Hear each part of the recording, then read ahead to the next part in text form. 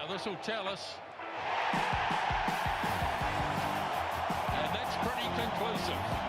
Still going. Close. I think he got it down. How strong is he? Well, welcome back to the Pick and Go podcast, your one-stop shop for all things Super Rugby. And we've come to the end of the season, and unfortunately, Pitty hasn't been able to make it here once again. He is down in Crusader land, though. He's taken the college team down there for the quad tournament, so all the best to Pitty and the boys down there. But we do have our good friend Ben Searle of Surly Talk Sports. He's back again. Surly, welcome back in, mate. Yeah, unfortunately going to have to lick my wounds. Another Chiefs final loss and another Crusaders victory, a team that I've been trying to do my best to slander all year, but they get the job done. Hey, you got to front up, unlike Pitty. Yeah. Well, I guess he didn't front up because he couldn't bet on Moana Pacifica or the Hurricanes last weekend, so there was no need for him, to be fair. But we do have another good friend of ours on the Pick and Go, and it's Steve Devine. Steve, welcome back in again, mate. Yeah, hi all, and Surly, please continue the slander. They deserve it. Well, where do we go from there? I'm not really sure. Of course, the Super Rugby Grand Final was on over the weekend, and well, the 31-0 record becomes 32-0 with them. Well, with the Crusaders. I guess just coming out on top in what looked like an old-fashioned grand final where discipline had a major factor in the game. Accuracy with goal kicking also played a major factor. Not a lot of tries scored, but it was an exciting game nonetheless, early. Yeah, it was. It was a good game to watch just because of the intensity around it, I guess. The physicality was massive and, yeah, it was a bit of a grind of a game. I thought the Crusaders, it kind of played out as perfect as they would have wanted it to. They really restricted the way that the Chiefs played. They dominated that aerial battle, whether it was box kicks, whether it was Rivers Reihana or David Havili using their boot.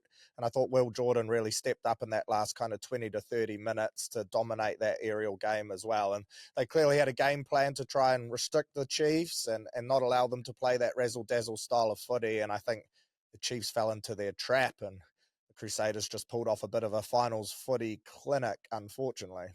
It was a cold Christchurch night down there, Steve Devine, and you would have played a number of times on a cold Christchurch night. Looking back at it, do you think the Chiefs just unfortunately weren't allowed to play their game? Yeah, listen, I think the Chiefs, if they could travel back in time, I think they go at it a whole lot differently. I think they tried to play conservative. And the only time they've played conservative this year was against the Blues in the quarterfinal and against the Crusaders in the final.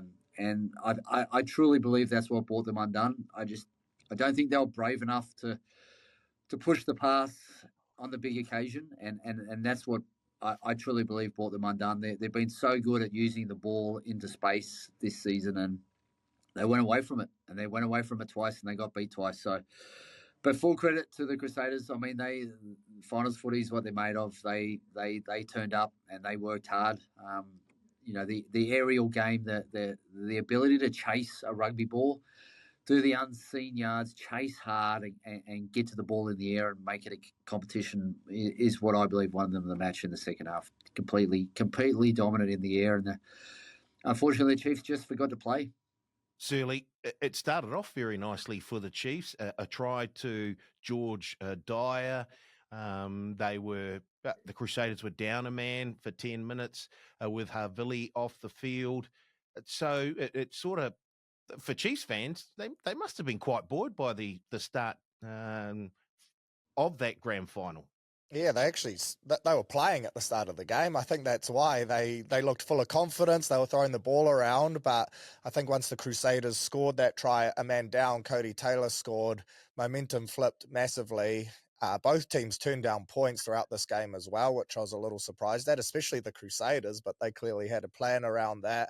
I just thought they got strangled a bit in that second half, and it seemed like momentum just really poured on. I do wonder if that game was in Hamilton, whether it would have been a little bit different, like that. Steve referenced that loss to the Blues. That ultimately meant that they were heading down to Christchurch, and I do wonder if it was at FMG, if things would have played out a little differently, because I think that Crusaders fan base really got around them too, and that played a factor. But yeah, I thought the Chiefs started the game as they would have liked to have played the full 80. And on reflection, they're probably sitting back thinking at that game, just being like, what happened to us for the rest of that 60 minutes? Because, yeah, they got strangled out of this one. Yeah, Certainly I just think you'd rather play your cards and lose. Like, do what's, play the border space like you've done all season and lose, come up short, would be a better loss for me than not playing your game and still coming up short. Yeah, fair enough. Right. As Surly mentioned, the Blues did the Crusaders a favour by beating the Chiefs in the first round of the playoffs, Steve, which meant that the Crusaders, if they won through, would be hosting the grand final. That was obvious a big factor because the bookies couldn't separate the Chiefs or the Crusaders when they opened the market for this match. The money, though, came for the Chiefs early on, which forced the bookies to make them slight favourites. But in the end, the betting was fairly even, 50-50. And the match sort of turned out that way. It could have gone either way. But the Chiefs, if D-Mac had his kicking boots on, if they had taken a couple of different options, they might have finished up on top. Yeah, and also the possession. The Crusaders just had a lot more possession in the second half, particularly because they were able to get their contestable kicks and get the ball back. So, when this season have the Chiefs been not had possession in the second half, like never, and that was the big factor. They got caught in a trap again, and they forgot to play the type of footy that won them, games all season and led them finish in the number one position. Billy, they've been scoring tries out wide all season long, the Chiefs, and the boys on the outside just didn't get too much of a go, to be fair. Leroy Carter, who's looked really, really good, certainly for the first part of the season, and Moni Narawa, they were all sort of hamstrung. Stevenson as well. They didn't really get a lot of space or a lot of opportunities to show exactly the sort of skills that they have. Yeah, I guess Steve's referenced it, hasn't he? The style of play that they played didn't allow them to. They weren't exactly throwing the ball out wide. I thought the Crusaders' kick chase was really good and suffocated them on counter-attack, didn't give them opportunities. And I think the Crusaders just nailed everything they would have wanted to nail. They made it a dogfight, a physical encounter based around set piece and kicking game. And the Chiefs just weren't allowed to unleash that razzle, that back three. I think D-Mac and them got dragged into a game that they didn't want to play, and they've come out on the losing side of it. And it's one of those finals, like I mentioned before, like in the off season, they're going to sit back and be like, how did we end up playing like that? Because they haven't played like that all year. And I think the game just got away on them, and they were trying to fight fire with fire and play a style of footy that doesn't suit them. And the Crusaders are just the experts at winning games like that. Steve, if we have a look at the performance of the referee, no one's really mentioned him, which is usually a very, very good sign that the referee stayed out of the way and there weren't too many controversial calls, if any at all. Yeah, I think it was a fair performance. He let the players play and do the talking, and that's what you want from a match official, right? It's not about them; it's about the game, and certainly, it was. No one will ever say that it wasn't physical. She was pretty physical up front, and that's a good thing. The fact we're not talking about anything is a great thing, and that's how it should be forever. Righty-ho. Let's move on from that. We'll have a look at last week's punting, which isn't much better, to be fair, but we did find a couple of successful bets. I'll start with Carl, who stepped in last week for pity. And how many bets has Carl had this season? I think he's only had 4 bets.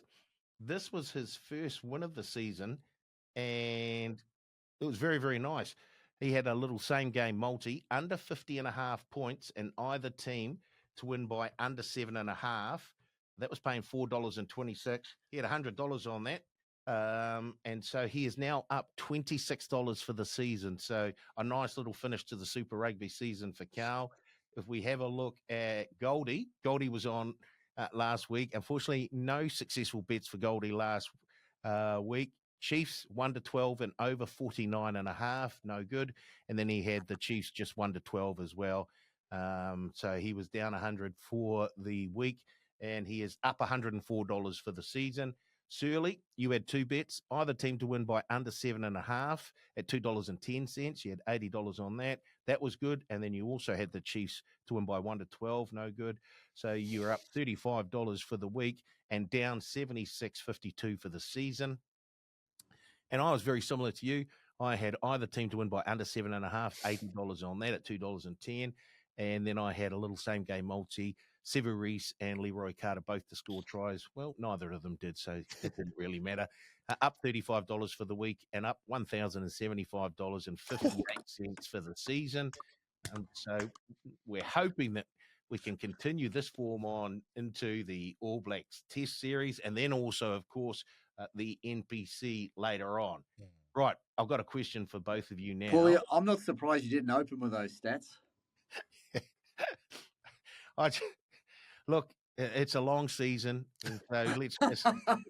Surely you're uncatchable. We know Pity's not going to catch you anyway. He hasn't had a win yet, has he? He's had one win. Oh. But he keeps swinging for the fences, so if one of them sort of sticks, he could jump right over the top of the lot of us. But yeah, he's got a bit of work to do, to be fair. So we'll have a look at the question for this week, though, and I think it was around your Super Rugby player of the season, and I gave you a couple to look at.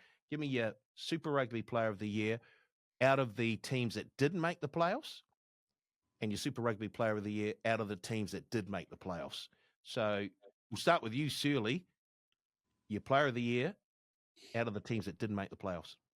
I think this one was pretty obvious. I went with Ardie, as I'm sure most people in this country would, not only for his impact on the field, but off it as well. I think his move to Moana made this competition so much more exciting this year, and his performances on the field were just outstanding as well. His kicking game, I've loved to see that. Normally, we had a prop on the weekend, try emulator, and he got sprayed, put it out on the full about 20 meters into the stands. That didn't work well for him, but Ardie Savea, the bloke's just classy. He's got all the skill set, and what he's done to that Moana team has been massive. So he was my player of the year to not make the playoffs. That was fairly straightforward, to be fair, as he was player of the year anyway in the overall comp, and he was that 2 weeks out from the end of the season, so he was huge for Moana Pacifica.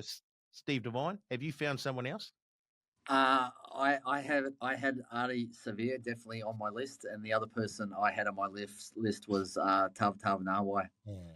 I just think he has been phenomenal in a team that has struggled this year. He has been a shining star.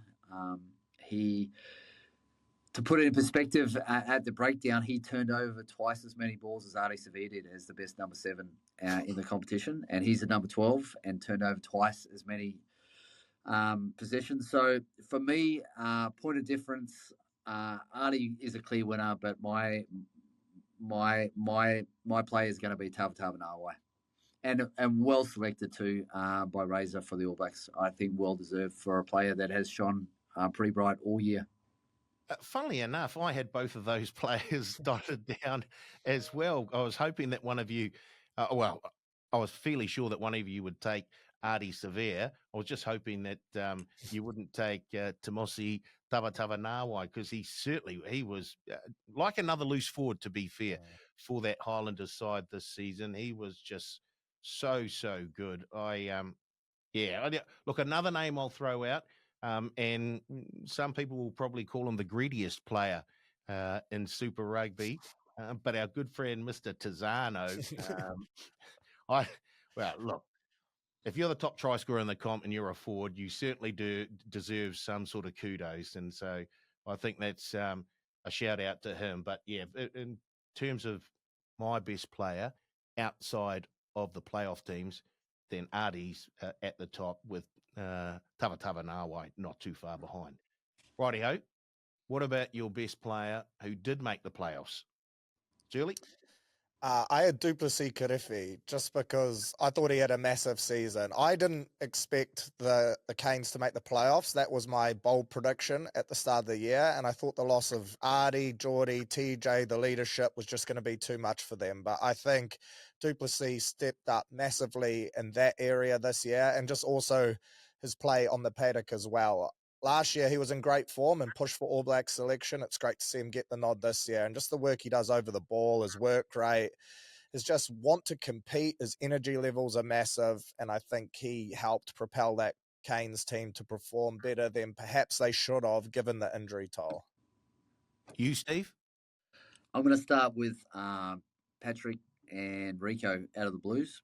And I didn't want to make it all about the Blues, but I just thought their last two games were pretty outstanding leadership. Obviously, they got a win over the Chiefs and took the Crusaders closer than what I thought the Chiefs did in the final.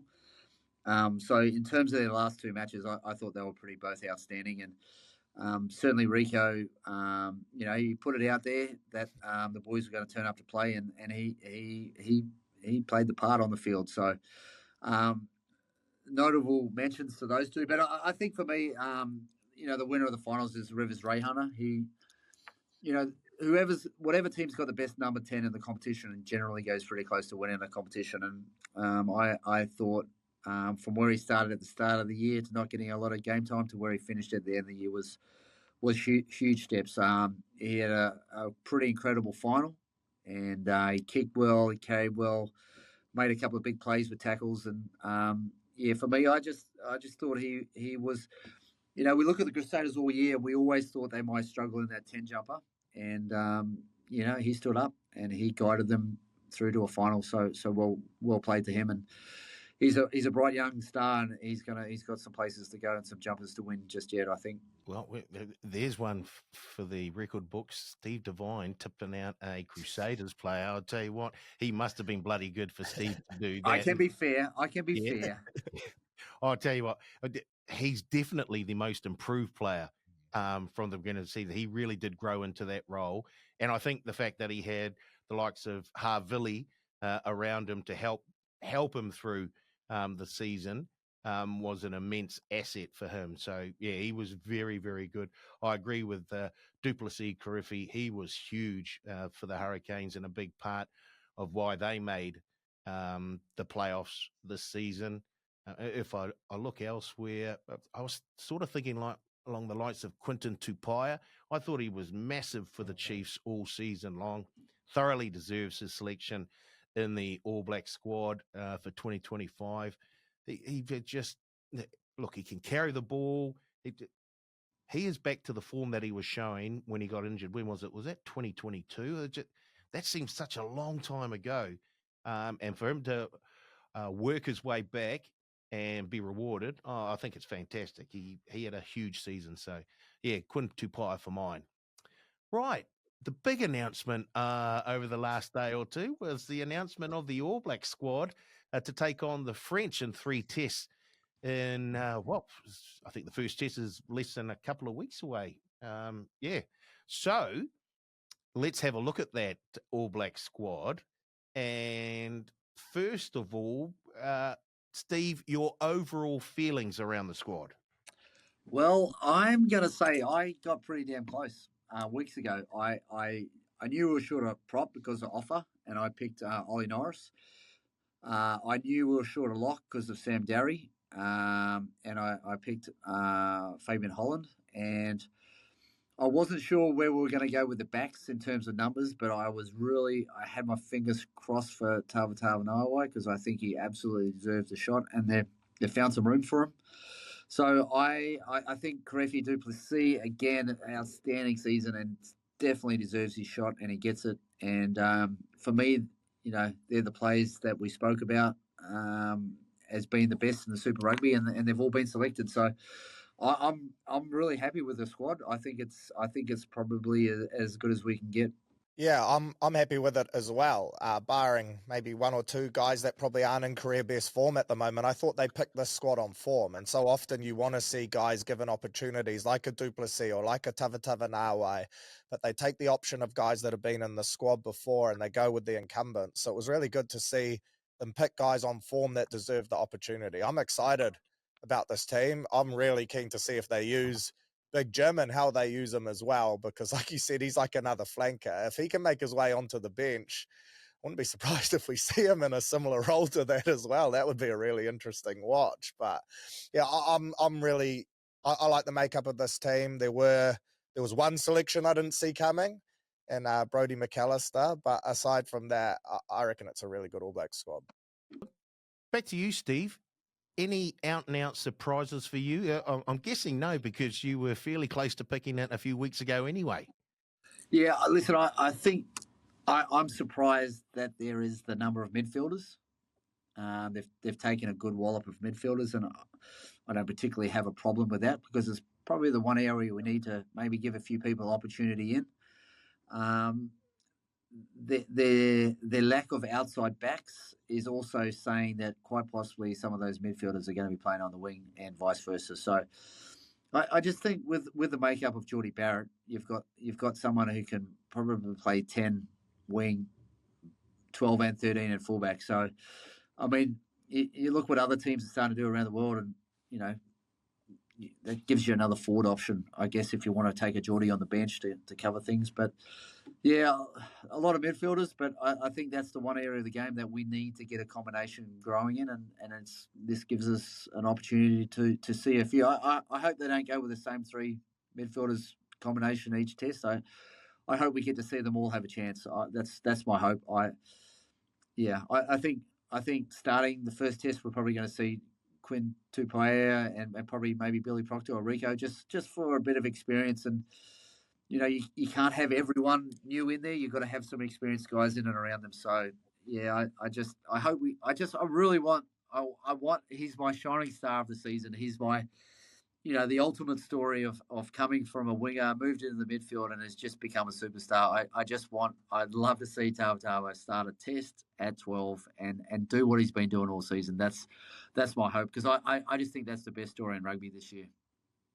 It certainly is a crowded midfield with Geordie, Rico, Anton, Billy, Tamosi, and Quinn. So, having said that, and the fact that they only have two players who played all season on the wing, Caleb Clark and Sevu Reece. So, do you see them using a Rico Ioane or a Tavatava Nawai on the wing for one of these French tests? Do you see them maybe putting Will Jordan on the wing and giving Ruben Love a run at fullback? How do you think Scott Robertson is going to balance that midfield wing sort of combination that he has at the moment? I think people have been calling to see Rico on the wing for a while. They've been fairly hesitant to do it, at least in a starting role, but the fact that he can cover there is great versatility, and he can more than cover there. He's a great winger with elusive speed and power, and one-on-one he's so hard to stop, and I wouldn't mind seeing it. Like Steve said, we've got so many options there. Like Ruben Love has played test minutes on the wing as well. So there's options. To start with, I would love to see guys in their preferred positions. I think we have an opportunity to play guys in their specialist roles. We've seen a specialist 7 and Duplessis Karifi get picked as well, which is exciting. We've got Will Jordan, who's arguably the best fullback in the world. I want to see him play fullback. I'm not a huge fan of like a Bodie at the back or something like that. I'd rather we just stick to where guys have been playing their footy, but it's exciting to have this much depth and cover and options, and that 23 jersey is going to be as hotly contested as it's ever been, because basically everyone in that back line can play another, if not multiple other positions too, which makes that spot really hard to nail down. Steve, I know there's 2 weeks between the Super Rugby Grand Final and the first test against the French.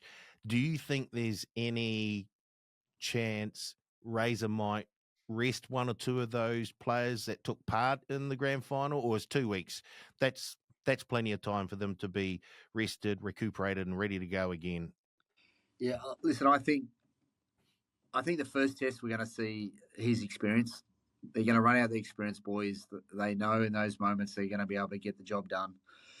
Their first test, the combinations are always a bit scratchy. They never play well in the first test. They always scrape home, and I just think he'll pick his most experienced team and his most hardened and tested players in that position, and then second test is normally a bit freer, and then I think we'll probably see some changes in the third test if all goes well. If all doesn't go well and we're down 1 or 2, then we'll probably see the big boys continue through.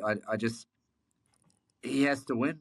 The pressure's on him to win, so that's his first and foremost thing he's going to do. He's not going to give people the opportunity if they're under immense pressure. Quick question. Ardie Barrett, vice captain, does he start at 12 straight away, or do you think there needs to be some type of moving back in because he didn't play Super Rugby? Do you think that is a factor for them? I don't think so much for me, Super Rugby. He's been playing in a pretty tough competition. Yeah. I just think the fact that he's only a couple of days off a plane. He's been living up there for 6 months. It's going to take a little bit of time for his body clock to get back in. So I think maybe a rest for the first week just to get him back acclimatized. Long flight, a lot of stresses with it. Just, there's no point putting the heat on him so intently at the start. Let him find his feet. Let him, get his body back into shape. And I think we can cover him in the midfield until he gets himself back in, peak fitness and peak condition, really. Right. Let's have a look a wee bit further in along the back line and the 9 and the 10. Is it fairly straightforward there? We're going to go with D-Mac and Roigard or in the first test, or do you see a different combination, Searley? I wonder how much weight they will put on that final that we saw just then. And I think Ardie Barrett suits a game like that. And Steve mentioned that the Blues probably push the Crusaders more in that final. And that style of footy suits the Blues more than it suits the Chiefs. And it suits Bowden more than it suits D-Mac. So it comes down to how they want to play. Both of them will be in the 23. It's just who gets the start in the 10 jersey. And I think you could ask 100 people and it would be fairly 50-50. I'd like to see D-Mac get a crack. I think his overall form in Super Rugby this year has been massive, except for the final. But in saying that, Bodie, when he was playing his best football for the Blues towards the back end of the season, that really helped turn around their year as well. So 2 great options, bit of a fence sit from me. It just comes down to how they want to play. Steve, this is an area that you're very, very familiar with, the 9-10. So are you going with Roigard and Bodie or Roigard and D-Mac? Well, if you're looking at combinations, Radimer and D-Mac's probably your best combination you got out of all those 4 players. So, for me, I think they're going to look at the French team, right? And if they beat the big boys out, I think we might see a push for combinations. Just because that first test we're always so poor, we just always struggle in the first test, and having combinations there that have played together all season just helps that along. So I wouldn't be surprised if we see a Radimer McKenzie combination there, but at the same time, I'm also not going to be surprised to see a Roigard and Ardie Barrett. I think. If you chuck a few experienced guys outside of Bodie, then you've got to have more experience in the middle. It just depends on who they want to give a crack. Like I don't think they're going to put McKenzie and Tavatawa Nawai together, or even McKenzie and Ardie. I think more likely they'll put Barrett there, and then maybe the younger guys around him, just for experience type of thing. So, and just for that first test, we're always so poor, and we always just scrape home in the first test. And I just think, a combination of Cortez Radimer, Damien McKenzie, and Quinn Tupaia is pretty damn close to something. They've had some pretty good football together this year. It's just a matter if they also think they can get over the advantage line. If they think our forwards can get on top of the French with a fast game, of course that comes down to the referee. I think that'll be a major part. Whoever referees that first test will determine probably All Black selection. Because if it's the Northern Hemisphere ref, it's going to be big and slow, and we may as well go for experience like Bodie and bigger ball carriers. If it's a Southern Hemisphere referee, I think we might see, the Super Rugby fast-paced team put on the track and try and do a job on them that way. Right, let's move into the forwards, and we'll start with the loosies. Samipeni Finau, Luke Jacobson, Duplessis Karifi, a debutant, Ardie Savea, and Wallace Satiti. So does this almost pick itself for the first test? Wallace Satiti at number 8, Ardie Savea open side, Samipeni Finau on the blind side, and maybe the likes of Duplessis Karifi coming off the bench and adding a bit of spark with about 20 minutes to go. Is that simple, Surly, or is there a few more twists in the tail here?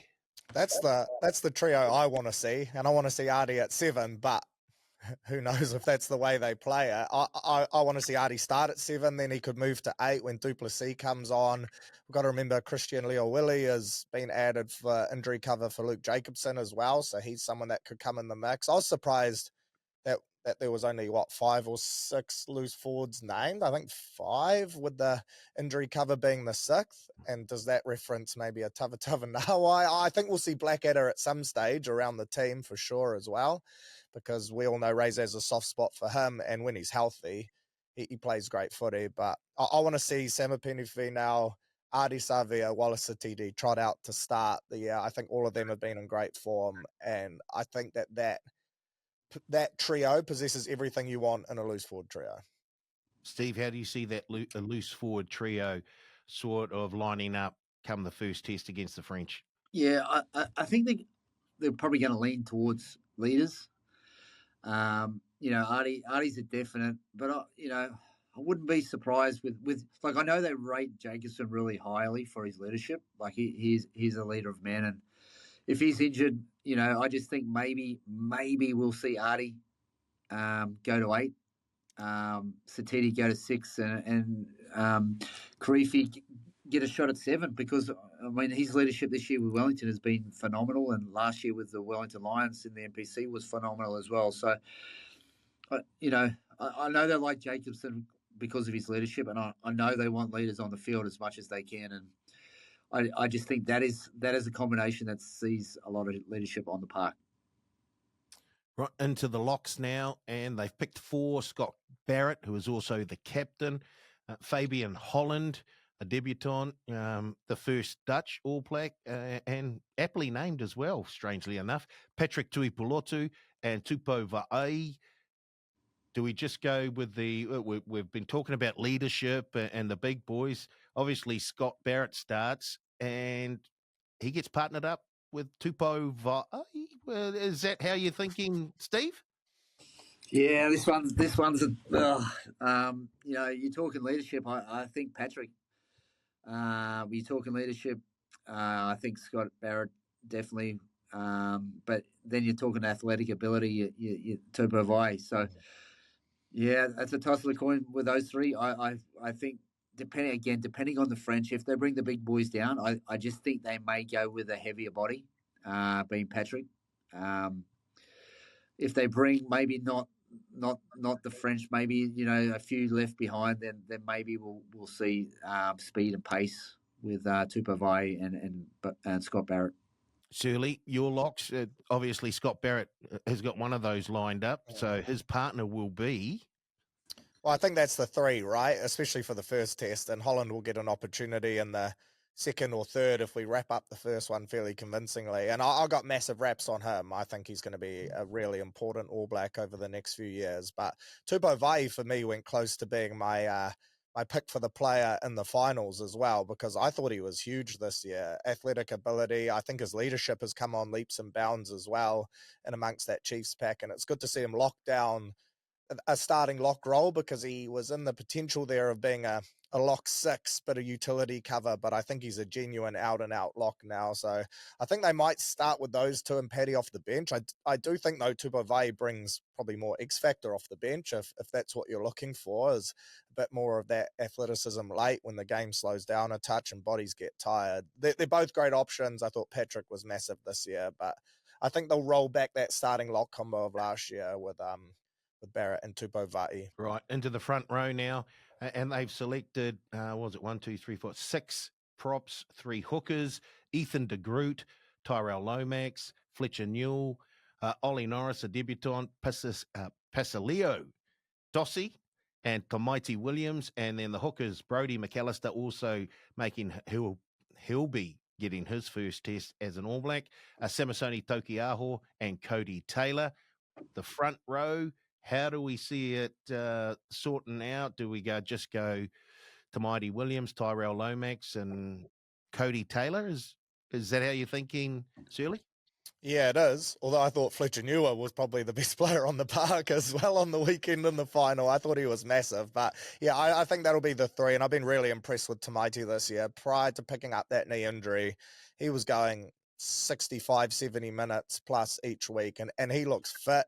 He looks strong. He's a big body, hard to move. And I think Tyrell Lomax is almost the set and forget option in the props. I think last year Ethan de Groot fell out of favour a little bit at times as well, and that was probably his jersey. So that's the one with the most competition there. But I do think that is the front row. I was really interested that Brody McAllister got in, 28 years old, got a fair few starts for the Chiefs this year as they rotated him and Talkiaho. But I thought George Bell or even Moananu, the other Crusaders hooker, might have been the preferred options there for a little bit of experience in the All Blacks environment.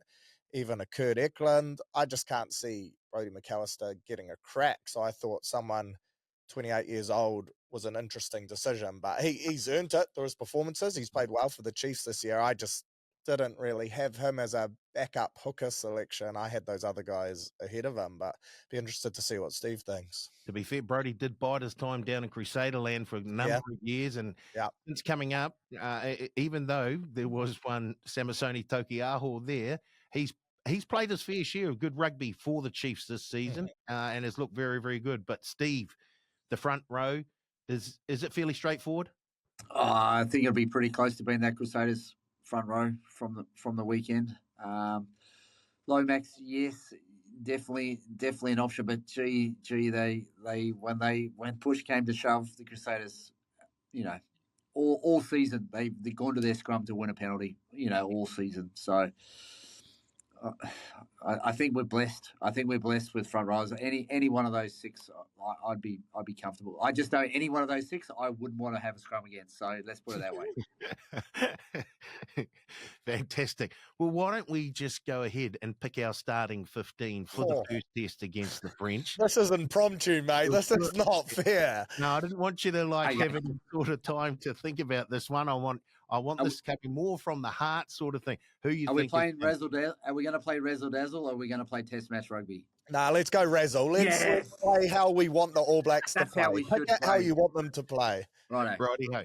Tava no at 6, lock him down for me. And captain. Yeah. Start with fullback. I'll go Will Jordan. Yeah, agreed. Okay, the wingers. I'm gonna go Sevu Reece and Rico Ioane. I think they'll go Reece and Clark, but I like that from you, Paulie. So I'll back you in because we're going Razzle. I'm gonna go Sevu and Rico. I'm gonna go Sevu Reece and Imoni Narawa. Oi, injury cover straight in there. He's got to be always so hard done by, right? Just to be included as injury cover, being one of the best form wingers and missing out last year, I was surprised at that. Yeah. Can we? Just on that, is that the worst position to be picked in? The injury cover position, or is it like no? Because I'm that close. I'm not that far away from actually making the team. What is it? Steve's probably better to answer this than me. But how many guys can you have injury cover? Because you just pick guys that are injured so that you can. Are these genuine injuries as well? Well, it's Anton Leonard Brown to come back. True. Right? So yeah. Once he's back, well, he'll be with them. And once he's fit and able, I'd say he'll stay for the 3 weeks, the next 3 tests, the 4 weeks they're together. I just think for a test match, moving Rico back to the wing first up may not be such a smart move. Yes, he's an option. Possibly Rico from the bench can fill that position off the bench and or at centre. So For me, I just want to go. I hope we learn a lesson in the final is that how important kick chase is. And Sevi Reece probably wasn't in my team, but he forced his way on the weekend because of his kick chase. Will Jordan just showed another element to his game of being in the air. And I want a winger there that can chase the ball hard and also shows up at the back of the ruck and chooses to rumble with the forwards. And that's the point of difference for him. For me, he can come in and do the hard stuff, but also he's got that express pace on the outside, and he's brilliant on his feet. He can also cover centre. That's they're my two wingers. Does the I guess the fact that some players can cover a number of positions, does that weigh up whether you start them or whether you have them on the bench? It's like, well, let's put him on the bench because he can cover the midfield and he can cover wing. Or do you start with him and then if someone gets injured or something doesn't quite go to plan, you can then shift him? So which way do you sort of work, Steve? Do you put him on the bench first because he's got that ability to cover more than one position, or do you start him in the position you want him to, knowing that he can move to another position if needed? Yeah, I think you start him. You start him where you want him initially, and then if there's an injury, you make room for that if there is an injury. But you want your best out there. I just think it's a chance to put a world class winger on the wing in Narawa, and just Rico will probably maybe get his chance on the wing by the sounds of it. So let's not deal with that in the first test. We don't need to make that happen because we've got options at the first test. Yeah, I think he'll start at centre, but I wouldn't be surprised if he finishes the game on the wing, which we saw them do a little bit last year, right? He'd move there in kind of that 15, 20-minute mark, and you could bring on then a Proctor into centre or something like that. Yeah, I just think, well, let's talk about the centre when we get to the centre. Which is now. Let's get to the centres. I'm going to go Billy Proctor and Quinton Tupaia. Yeah, I'm going the same as well for the first test. Yeah. If we're playing the razzle dazzle, which we've alluded to, I'm going Tava Nawai and Billy Proctor. Nice. I would love to see Tava Nawai start at 12. 100%. Yeah, it would be fantastic. Or 6. Number 10 jersey. I'm going D-Mac. Yeah, I'm going D-Mac for Razzle. If we're playing Razzle, I'm going D-Mac. Right. Halfback, I'm going Roygaard. Yeah, I'm going Roygaard too. Yeah, same. Into the forwards now, number 8, Wallace Satiti for mine. Yep. Open side, I'm going with Ardie Starver. Yep. Blind side, I'm going Samapeni Finau. Yeah, this is boring, isn't it? We're all agreeing here. We need someone. Locks, I'm going to go Scott Barrett, Tupou Va'ai. Yeah, agreed. Oh. And the front row, I'm going to stick with Tamaiti Williams, Tyrell Lomax, and Cody Taylor. Yeah, I'm the same there. Yeah, I think Newell's had a big couple of weeks. They might just let him have a bit of a rest and go with Lomax. I mean, Lomax is world class, right? So they're not missing out on anything there. Righty-ho, we've helped Razor out big time there. I'm really happy with the sort of because he listens to what we have to say. You know that he's a big fan of the pick and go. I'm sure he is. He must be. He'll be a big fan of your tips. Hearing what I heard earlier, I'm now a big fan of your tips, boys. Righty-ho. Every time an All Black squad is named, there are always those who just miss out. Who was the unluckiest player to miss out, in your opinion? We'll start with you, Steve. Look, there's a few names that could be on that list, and there's a couple of Crusaders or 2 or 3 Crusaders that you could put on that list that you could say were unlucky. But in your eyes, who was the most unluckiest? I'm gonna throw one out there. I'm gonna go AJ Lamb. I thought that he's a winger option. He's a second. He's a 13. He's a 12-13 winger. I probably put him ahead of David Havili in my selections. I think I think he's a player of the future. I think he's big, he's strong, and if you want that Northern Hemisphere style, if that's what you're going to play, then you need big and strong, and he's certainly that player. Surely, your unluckiest player not to make the All Black squad?